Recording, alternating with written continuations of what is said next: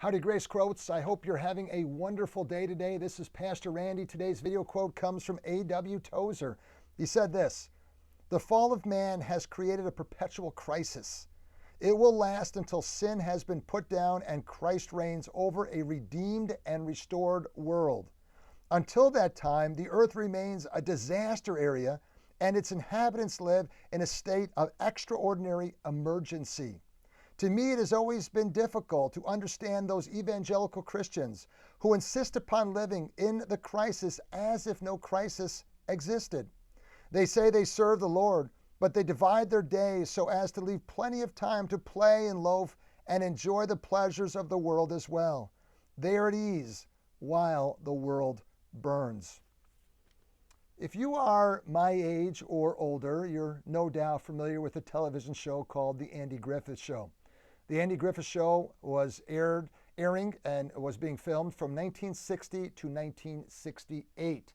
And The Andy Griffith Show portrayed wholesome lifestyles, respectable role models. It championed biblical virtues. It took place in a small rural North Carolina town by the name of Mayberry. Another show you might not be familiar with, it's actually a biblical show, is the show of Daniel, the Daniel show. This one took place in the 6th century BC, and its setting was a wicked and cruel society engrossed in paganism. It was from the ancient area of Mesopotamia, specifically in a city named Babylon. Now, here is my question for you this day. As you view America, if you are an American citizen, do you view our country more as Mayberry or more as Babylon? Are we Mayberry or are we Babylon? It's a simple question, but your answer to that question will determine your entire worldview.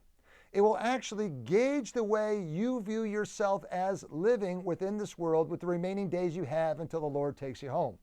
So again, what are we? Is America Mayberry or is it Babylon?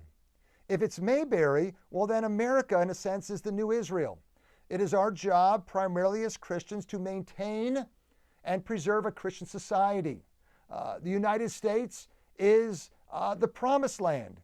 And our goal is to basically get the right politician in office to purge the world of all Baal worshipers, to remove all paganism, to condemn this world, to judge this world, primarily to make sure we do all we can to keep America moral. That's Mayberry. Now, if it's Babylon, though, it's a different perspective.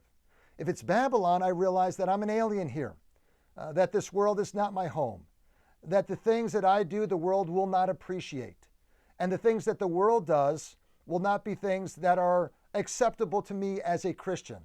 Therefore, it is my primary job not to condemn the world or shake my finger at the world, but my primary job to win the world to Jesus Christ. To try to simply make the world moral is simply a veneer. It's a facade.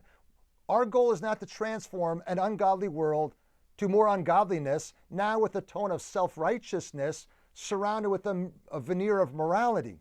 What this world needs, if it is indeed Babylon, which I believe it is a total heart transformation. This world needs Jesus Christ. Our primary job as Christians is to be engaged in the Great Commission to win converts and disciples to Jesus. So as Tozer said in this quote, we dare not sit back as the world burns, but we must see this world for what is happening and give this world the greatest possible gift we can give them, and that is the message of Christ. So, beloved, may you today not only speak the gospel, but also show the gospel to this world, that the world might come to Jesus and have their sins forgiven and their hearts fully transformed to be children of the King. And until the day that the Lord calls us home to the true promised land, which is heaven, may we view ourselves as pilgrims in this foreign land, this Babylon in which we live, not surprised when the world is acting like the world, but lights for Jesus that share Jesus and proclaim the good news of Christ. May God bless you and give you the grace you need to be that person this day. Thanks so much for watching. God bless you.